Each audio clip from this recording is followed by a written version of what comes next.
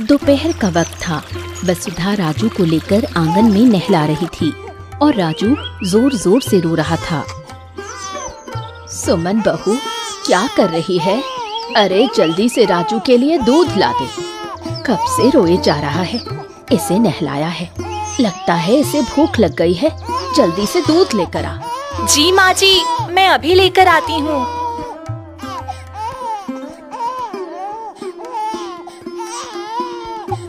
फिर थोड़ी ही देर में सुमन दूध लेकर आती है। ये लीजिए माँ जी, मैं दूध गर्म करके ले आई हूँ। दूध ज्यादा गर्म तो नहीं है बहू? नहीं नहीं माँ जी, दूध ज्यादा गर्म नहीं है, मैं अच्छे से चेक करके लाई हूँ। अच्छा ठीक है, ला जल्दी। तभी अर्चना आती है और दूध की बोतल छीन लेती है। ये क्या कर रही है बहू? राजू को भूख लगी है और तूने दूध की बोतल क्यों छीन ली?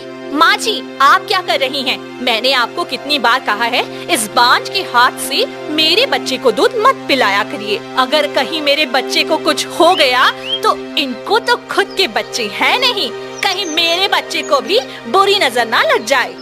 ये कैसी बातें कर रही है अर्चना? ये भी तो मेरे बेटे जैसा है और मैं भला इस पर बुरी नजर क्यों डालूंगी? तुम ऐसी बात क्यों कर रही हो? हाँ हाँ, मैं अच्छी तरह जानती हूँ।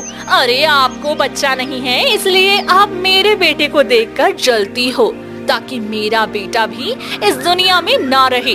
और हाँ, आज के बाद कभी मेरे बच्चे को दूध पिलाना हो या कभी कुछ भी करना हो तो मुझसे कहिएगा, दीदी को भूल कर भी मत कहिएगा। अरे हाँ, मुझे माफ कर दे बहू, मैं तो भूल ही गई। पर तुझे तो याद रखना चाहिए था ना सुमन बहू। तू क्यों दूध लेकर आ गई? तू मना कर सकती थी।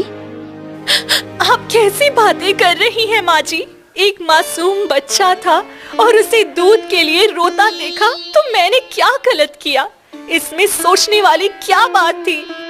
देख ले बहू, अब आइंदा कभी इस बच्चे के पास मत आना। अब चली जा यहाँ से। अर्चना गुस्से में राजू को उठाकर चली जाती है और सुमन रोते हुए घर के अंदर जाकर कोने में बैठकर फूट फूट कर रोती है।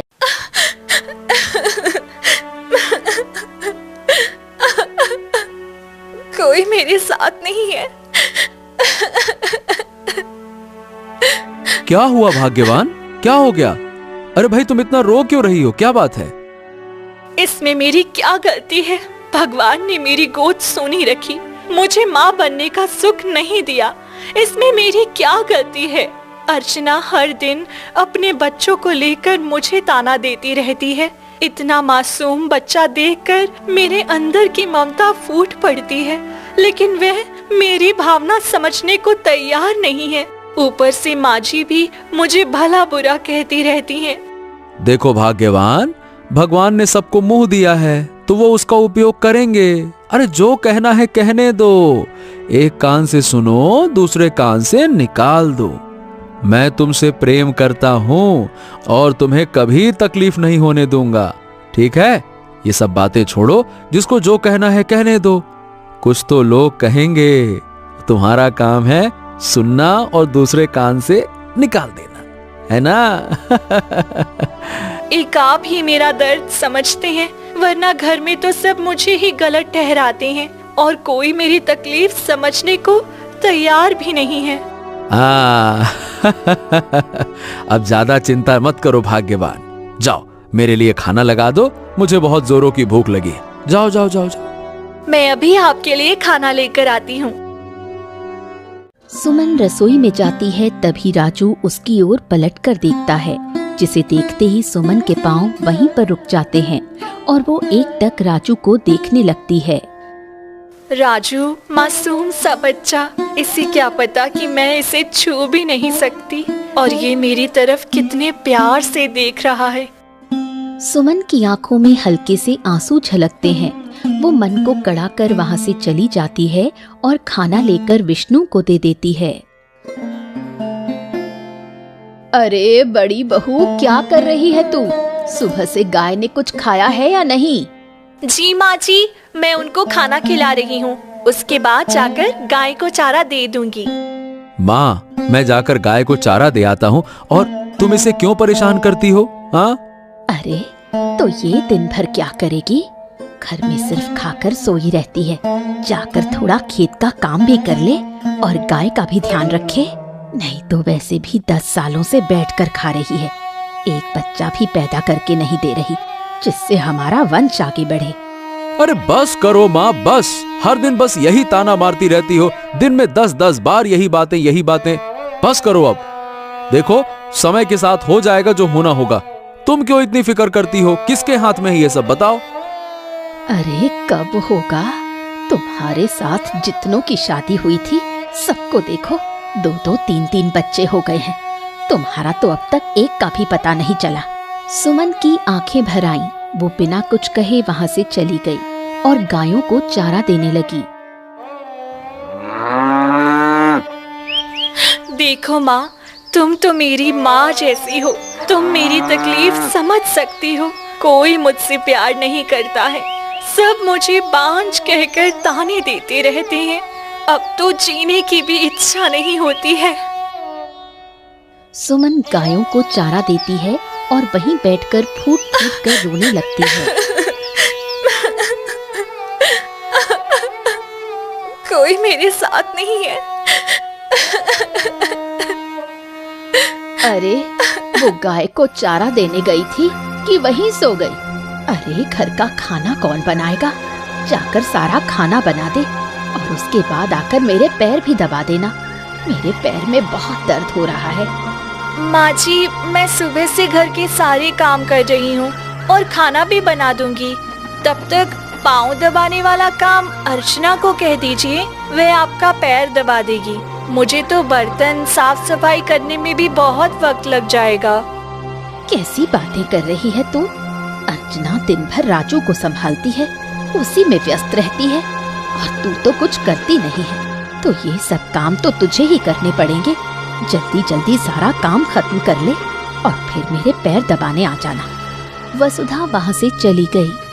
पता नहीं माँ जी को क्या हो गया है। इतना भेदभाव कैसे कर सकती हैं मेरे और अर्चना के बीच। समय बीतता है। दिन भर सुमन से घर का सारा काम करवाया जाता है। फिर एक दिन आधी रात का समय विष्णु कमरे में बैठा सुमन का इंतजार कर रहा था। अरे इतना वक्त हो गया, अभी तक सुमन आई क्यों नहीं? कई दिनों से देख रहा हूँ वो रात के 12 बजे तक भी नहीं आती है। आज जाकर देखता हूँ। वो बाहर निकलता है और देखता है कि सुमन बर्तन धो रही है। अरे ये क्या सुमन? अरे देखो तो सही भाई, रात के 12 बज गए हैं और तुम अब तक बर्तन धो रही हो। ये क्या बात हुई? क्या करूँ जी, अगर ये सारे बर्तन नहीं धोए तो फिर सुबह खाना बनाने में देर हो जाएगी, तो माँ जी फिर गुस्सा करेंगी। अरे तो ये काम तुम अर्चना से भी कह सकती हो ना, वो भी तुम्हारी मदद कर सकती है। तुम भी ना।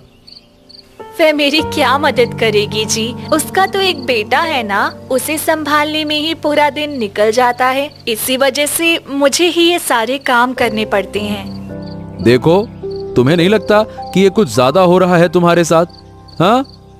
हाँ हाँ, इसमें ज्यादा क्या है जी? जब भगवान ही मेरी कदर नहीं करते तो मैं इंसानों से क्या उम्मीद रखूं? अगर भगवान ने मुझे एक औलाद दे दी होती तो शायद मेरी भी घर में उतनी ही इज्जत होती जितनी अर्चना की है। तभी सुमन की आंखों से आंसू बह निकले। विष्णु चुपचाप सिर झुका लेता है और अंदर चला जाता है। अगले दिन सुबह का समय अर्चना वसुधा के पास आकर कहती है, माँ जी देखो, मेरा राजू अब थोड़ा ठीक है। मैं तो थोड़ा घर का काम कर सकती हूँ। आप राजू का ध्यान रखिएगा, लेकिन हाँ ध्यान रखिएगा कि दीदी इसे छुए ना, क्योंकि उनका लाया हुआ पानी से भी मैं अपने राजू को नहलाना पसंद नहीं करती। पता नहीं वे अपने पानी में कोई काला जादू करके मेरे राजू पर डाल दे। मुझे उन पर बिल्कुल भरोसा नहीं है। ठीक है बहू, मैं सुमन को नहीं दूंगी राजू, तुम निश्चिंत रहो। फिर अर्चना कुएं से पानी लेने जाती है। तभी राजू अचानक जोर जोर से रोने लगता है।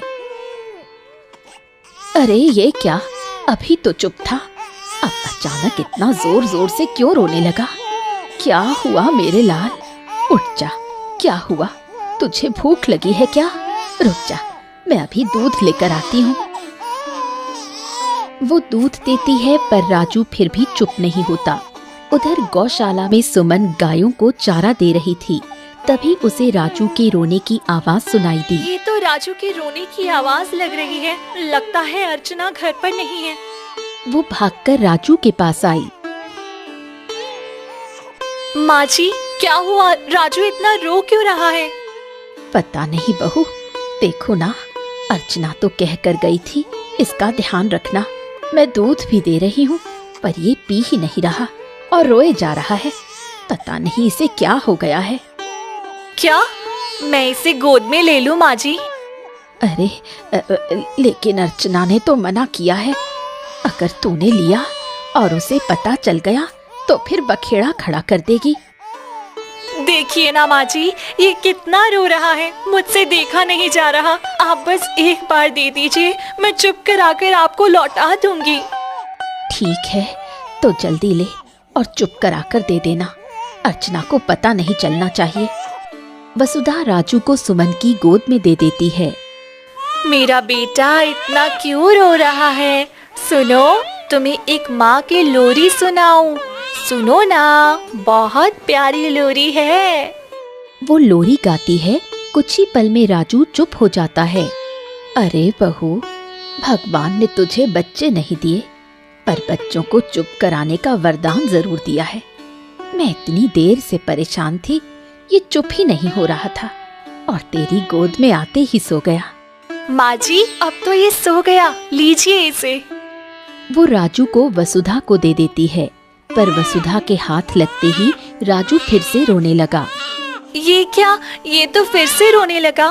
मैं इसे थोड़ा चुप कराकर देती हूँ। सुमन फिर उसे गोद में ले लेती है। तभी अचानक अर्चना आ जाती है। ये क्या हो रहा है यहाँ? मैंने कितनी बार कहा था माँ जी, मेरे बच्चे को इस औरत के हाथ में मत देना। आपने फिर ऐसा क्यों किया?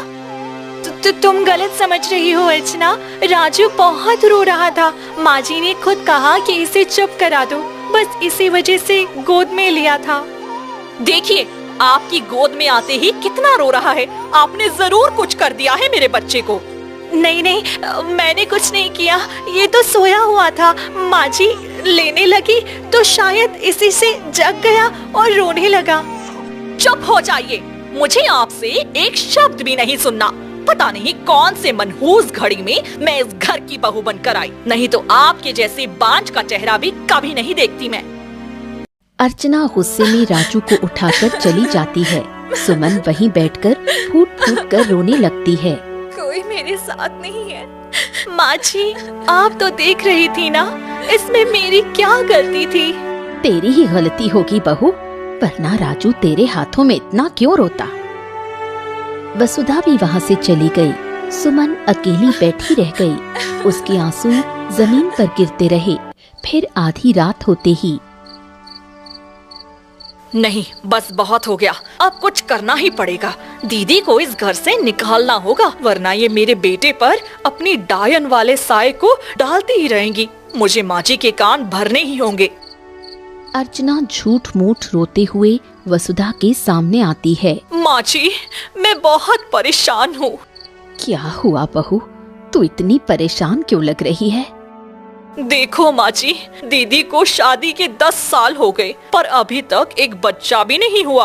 हम क्यों ना दीदी को घर से निकाल दें और भैया की शादी किसी अच्छी लड़की से करा दें। मेरे गांव की एक बहुत सुंदर लड़की है, दान दहेज भी अच्छा खासा मिलेगा। क्या सच में? हाँ माँ जी, बस आप हाँ बोलिए, फिर देखिएगा हमारा घर भी भर जाएगा और हमें इस मुसीबत से छुटकारा भी मिल जाएगा। तुमने ठीक ही कहा, चलो आज ही उसे इस घर से निकाल देते हैं। फिर वसुधा और अर्चना विष्णु के पास जाती हैं। क्या हुआ माँ, आज तुम दोनों एक साथ आई हो? सब ठीक तो है ना? देखो बेटा, अब हम बड़ी बहू को घर में नहीं रख सकते। वो कभी माँ नहीं बन सकती। तू कब तक उसका साथ देगा? उसे छोड़ दो। मैं एक अच्छी लड़की देखकर तेरी शादी करवा दूंगी। कैसी बातें कर रही हो माँ? नहीं नहीं नहीं नहीं, मैं उससे बहुत प्रेम करता हूँ। अगर वो माँ नहीं बन सकती तो क्या हो गया, मैं उसे कभी नहीं छोड़ सकता। बस सोच ले बेटा, बिना बच्चों की जिंदगी कैसे कटेगी। अरे माँ, तू चिंता क्यों करती है? हम दोनों हैं ना, हम अपनी बाकी की जिंदगी अच्छे से बिता लेंगे, एक दूसरे का साथ देकर। हाँ। इतना कहकर विष्णु चला गया। देखो माँ जी, भैया तो भाभी को छोड़ने का नाम ही नहीं ले रहे हैं। अब क्या करें? अब हम क्या कर सकते हैं? जब मेरा बेटा ही नहीं मानता तो मैं कुछ नहीं कर सकती। बहू, मुझे माफ कर दे।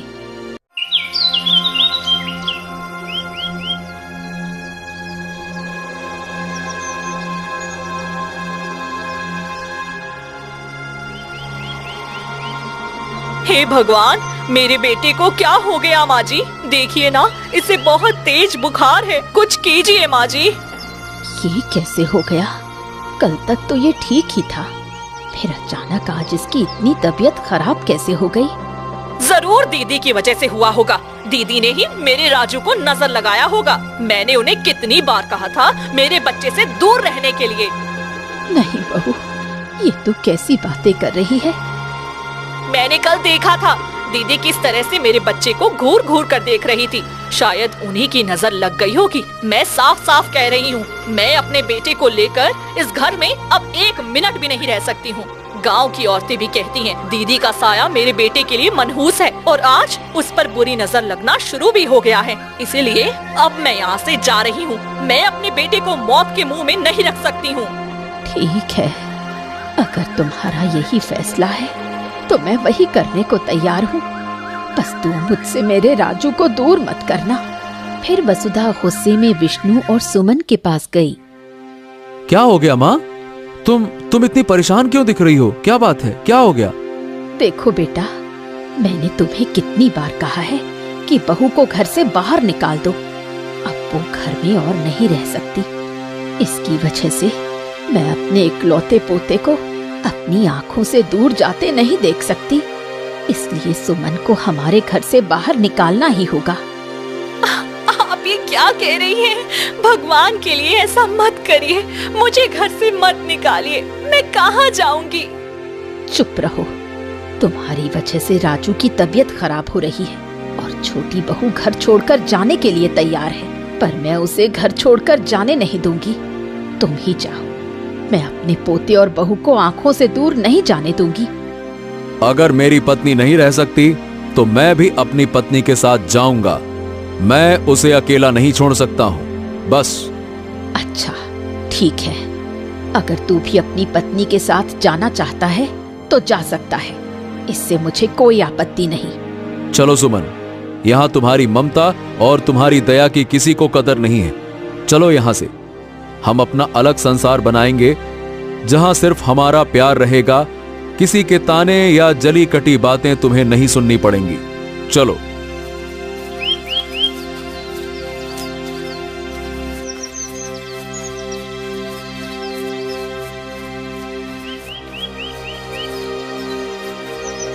देखा, मैंने जो सोचा था वो कामयाब हो ही गया।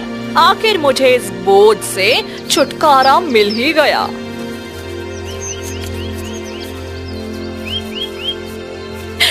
जी, अब हम क्या करें? कहाँ जाएंगे? ना घर का ठिकाना है, ना कोई काम का पता। अब हम कहाँ जाएंगे? चिंता मत करो भाग्यवान, चिंता मत करो। कुछ ना कुछ जुगाड़ हो ही जाएगा ना, इतना मत सोचो। चल। इतने में छगन वहाँ आता है। अरे विष्णु भाई और भैया, कहाँ चल दिए इस बांझ पत्नी को लेकर हैं?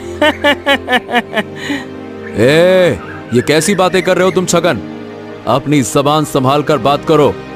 अरे भैया, इसमें छिपाने वाली क्या बात है? सबको पता है कि तुम ही हो जो अब तक इसे पकड़े बैठे हो।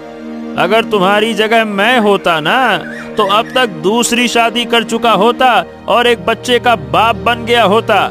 अभी भी वक्त है, छोड़ दो इसे, छोड़ दो। ए छगन, एक बार और ऐसी बात कही ना तो तेरे लिए बिल्कुल अच्छा नहीं होगा। एक बच्चे के लिए मैं अपनी पत्नी को नहीं छोड़ सकता, समझा? हाँ हाँ हाँ हाँ, जो अपनी पत्नी के पीछे भागता है वो कहीं का नहीं रहता है।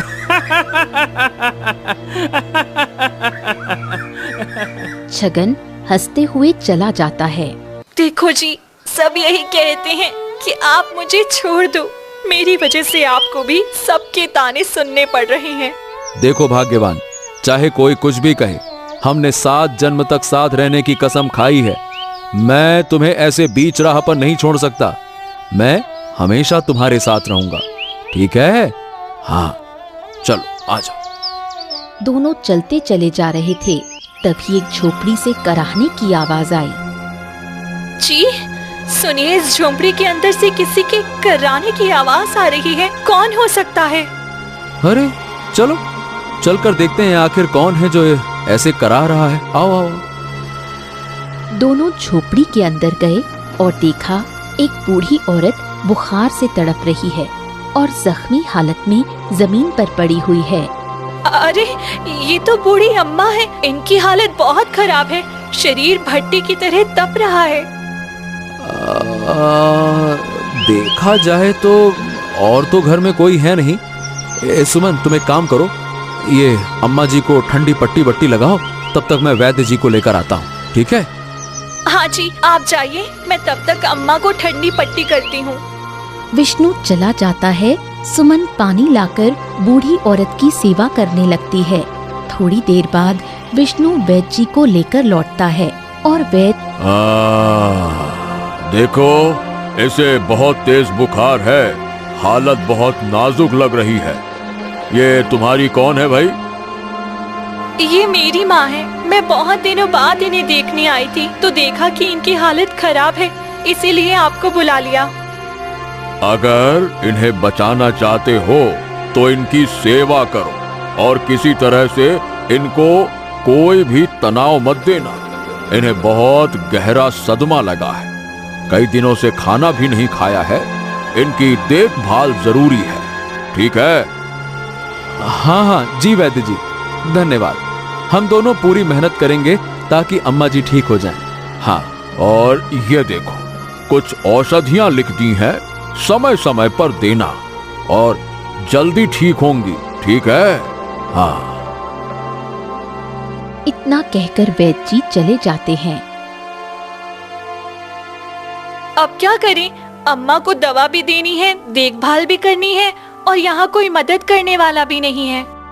हाँ, ये बताओ, तुमने झूठ क्यों बोला कि ये तुम्हारी माँ है? देखिए, इस वक्त और कोई तरीका नहीं था। अगर मैं ऐसा नहीं कहती तो वैद्य जी इलाज नहीं करते और अम्मा शायद मर जाती। सच कहूं सुमन, तुम्हारे अंदर ममता और दया भगवान ने कूट कूट कर भरी है।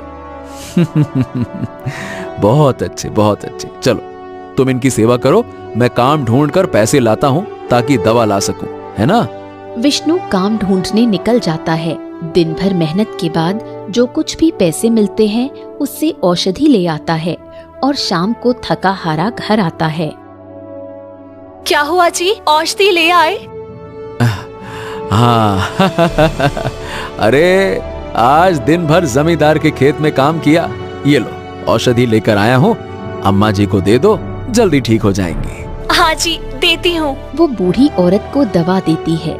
दोनों दिन रात उसकी सेवा करते हैं। कुछ दिन बाद बूढ़ी औरत को होश आता है। तुम दोनों कौन हो और मेरी इतनी सेवा क्यों कर रहे हो? मैं सब सुनती रही पर बोल नहीं पा रही थी। अम्मा, आपकी हालत देखकर बहुत दया आई। वैसे भी हमारे पास रहने की जगह नहीं थी तो सोचा आपकी सेवा भी हो जाएगी और हमें एक छत भी मिल जाएगी।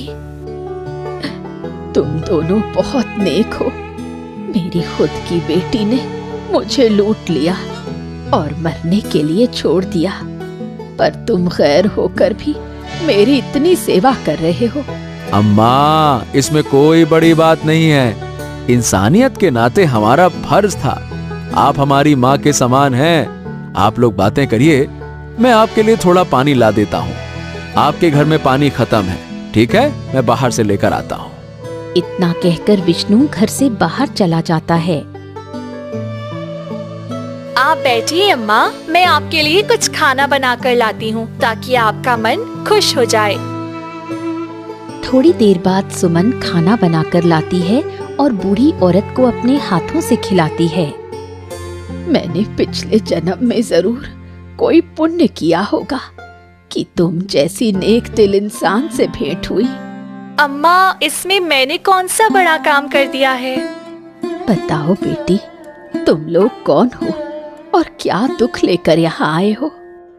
अम्मा, मेरी शादी को 12 साल हो गए हैं, पर भगवान ने अभी तक मुझे संतान नहीं दी। इसी वजह से सास ने घर से निकाल दिया। अब देखना, बहुत जल्द तुम गर्भवती हो जाओगी। जिसने तुम्हारा मजाक उड़ाया, सबका मुंह बंद हो जाएगा। क्या सच में अम्मा, मैं माँ बन सकती हूँ? क्यों नहीं, मैं साधु महाराज की शिष्या रही हूँ। उन्होंने मुझे वरदान देने का मंत्र सिखाया था। मैं वही आशीर्वाद तुम्हें देती हूँ। तुम्हारी गोद बहुत जल्द भर जाएगी। इतना कहते ही सुमन बेहोश होकर गिर गई। विष्णु जैसे ही आता है, वो ये दृश्य देखकर घबराकर सुमन को अपनी बाहों में उठा लेता है और कहता है, अरे सुमन, सुमन, तुम्हें क्या हो गया? तुम बेहोश क्यों हो गई? अम्मा, आपने कुछ किया क्या? चिंता मत करो बेटा, जो इतने दिनों से अधूरा था अब पूरा हो जाएगा। विष्णु सुमन को गोद में उठाकर अपने घर ले आया। क्या हो गया? तू इस बांझ को लेकर मेरे पास क्यों आया है? हाँ, माँ पता नहीं क्या हो गया, सुमन को अचानक से बेहोश हो गई। जल्दी से वैद्य जी को बुला दो और देखो इसको क्या हो गया है। हाँ। अच्छा ठीक है, रुक जा, मैं अभी वैद्य को बुलाकर लाती हूँ। इतना कहकर वसुधा जल्दी से बाहर गई और कुछ ही देर में वैद्य को लेकर लौटी। फिर वैद्य जैसे ही जांच करता है, तभी मुस्कुराते हुए कहता है, क्या हुआ वैद्य जी? मेरी पत्नी ठीक तो है ना? उसे कुछ हुआ तो नहीं है ना? अरे भाई, बड़ी खुशी की बात है। आपकी पत्नी गर्भवती है, वो माँ बनने वाली है। क्या ये कैसे हो सकता है? इसकी शादी को 12 साल से ऊपर हो गए, फिर ये कभी माँ नहीं बनी, अचानक अब कैसे माँ बन गई? बहन जी, कभी कभी ये चमत्कार भी हो जाता है। जब भगवान किसी माँ की पीड़ा नहीं देख पाते तो वो खुद उसका आंचल भर देते हैं। होता है ऐसा। आपका बहुत बहुत धन्यवाद भगवान, आपने मेरी बड़ी बहू की गोद भर दी। बेचारी ने बहुत कष्ट झेले थे इस दिन के लिए। क्या सच में मैं पिता बनने वाला हूँ? मुझे तो यकीन नहीं हो रहा है। माँ।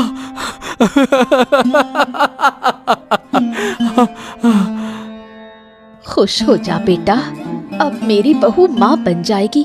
उसकी सारी तकलीफें खत्म हो जाएंगी। अब गांव समाज के ताने भी बंद हो जाएंगे। सब तेरी बहू की तारीफ करेंगे। इतने में सुमन को धीरे धीरे होश आया। क्या हुआ मुझे? मैं यहाँ कैसे आ गई थी? माँ जी फिर गुस्सा करेंगी। नहीं बहू, अब डरने की कोई बात नहीं है। तू अब माँ बनने वाली है। क्या? मैं माँ बनने वाली हूँ? ये कैसे हो सकता है? मुझे भी यकीन नहीं हो रहा, लेकिन लगता है भगवान ने मेरी सुन ली। तेरी गोद भर दी बेटी। भगवान का लाख लाख धन्यवाद, जो उन्होंने मेरी ममता को अधूरा नहीं छोड़ा। अब मत रो सुमन, हमारे दुख के दिन खत्म हो गए। अब तू माँ बन जाएगी और मैं पिता। देखना, हम अपने बच्चे से बहुत प्यार करेंगे। अरे मैंने तो नाम क्या होगा ये भी सोचना शुरू कर दिया है। इतने में अर्चना ने ये बात सुन ली और हैरान होकर वहीं रुक गई। ये क्या? दीदी माँ कैसे बन सकती है? वो तो कभी माँ नहीं बनने वाली थी। ये कैसे हो सकता है? आप तो कभी माँ नहीं बनने वाली थी, फिर अब माँ कैसे बन गई? अर्चना बहू, अब ऐसी कोई बात मत बोल जिससे खुशी का माहौल खराब हो जाए। देखो किस्मत ने कैसे करवट ली है। मेरी बहू की झोली अब भर गई है। धीरे धीरे 9 महीने बीत गए। सुमन ने प्रसव के बाद एक सुंदर से बेटे को जन्म दिया। अरे वाह, ये मेरा पोता इतना सुंदर, ये तो सचमुच भगवान राम का अवतार लग रहा है। ये इतना सुंदर है, मुझे तो यकीन ही नहीं हो रहा कि ये मेरा ही बेटा है। ये सब हमारे पुण्य कर्मों का फल है सुमन। देखो, हमने उस बूढ़ी अम्मा की कितनी सेवा की थी, शायद उनकी दुआ आज सच हो जाए। हाँ, उस बूढ़ी माँ की वजह से मैं माँ बनी हूँ। उन्होंने अपनी सिद्धि की दुआ मुझे दी। हाँ, वो सच में बहुत महान थी। हमें अपने बेटों को लेकर उनके पास जाकर आशीर्वाद लेना चाहिए। इतने में अर्चना रोते हुए वहाँ आई। दीदी, मुझे माफ कर दीजिए। मैंने आपको बहुत कुछ कहा, बहुत बुरा भला, लेकिन आज देखिए आपका बेटा कितना सुंदर और स्वस्थ है, जबकि मेरा बेटा तो हमेशा बीमार रहता है। जब से आप घर छोड़कर गई थी, तब से उसकी तबीयत खराब रहने लगी। मुझे माफ कर दीजिए दीदी। कोई बात नहीं अर्चना, तुम भी एक माँ ही हो। बच्चों के लिए तुम्हारा डर और गुस्सा स्वाभाविक था। मैं तुम्हारी बातों का बुरा नहीं मानती। अब सब भूल जाओ। हम सब एक परिवार हैं और अपने बच्चों के साथ खुश रहेंगे। हाँ बेटा, हमारे परिवार पर जो ग्रहण लगा था वो अब हट गया है। अब हमारे घर में सिर्फ खुशियाँ ही खुशियाँ रहेंगी। उस दिन के बाद वसुधा, अर्चना, विष्णु और सुमन सभी अपने बच्चों के साथ मिलजुल कर खुशी खुशी जीवन बिताने लगे।